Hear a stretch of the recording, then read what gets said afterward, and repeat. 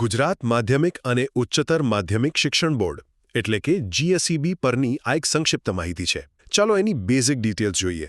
જુઓ, 1972ના કાયદા મુજબ વર્ષ 1973માં આ જીએસઈબીની સ્થાપના થયેલ હતી. એનું મેઇન હેડક્વાર્ટર ગાંધીનગરમાં છે. અને હા, ઓફિશિયલ વેબસાઇટ છે gseb.org.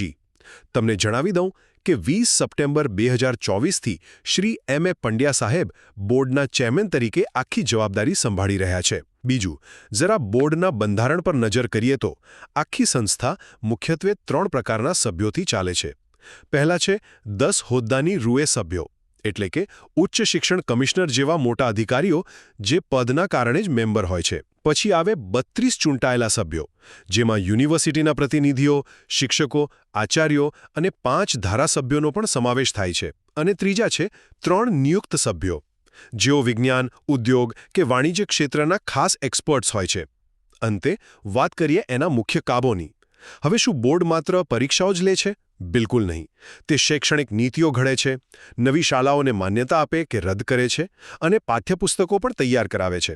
જો કે સૌથી અગત્યનું કામ છે રાજ્ય કક્ષાએ ધોરણ 10 અને 12ની બોર્ડની પરીક્ષાઓનું સંચાલન કરવું અને તેમાં થતી ગેરરીતિઓ એટલે કે ચોરીઓ અટકાવવી. આ સિવાય આ બોર્ડ માધ્યમિક શિક્ષણ અને પરીક્ષણ નામનું એક સામયિક પણ પ્રકાશિત કરે છે. ટૂંકમાં કહીએ તો જીએસઈબી એ માત્ર વિદ્યાર્થીઓની પરીક્ષા લેતી કોઈ સાધારણ સંસ્થા નથી, પણ સમગ્ર ગુજરાતના શિક્ષણ માળખાને સાચી દિશા આપતું અને તેનું નિયમન કરતું એક અત્યંત પાવરફુલ એન્જિન છે.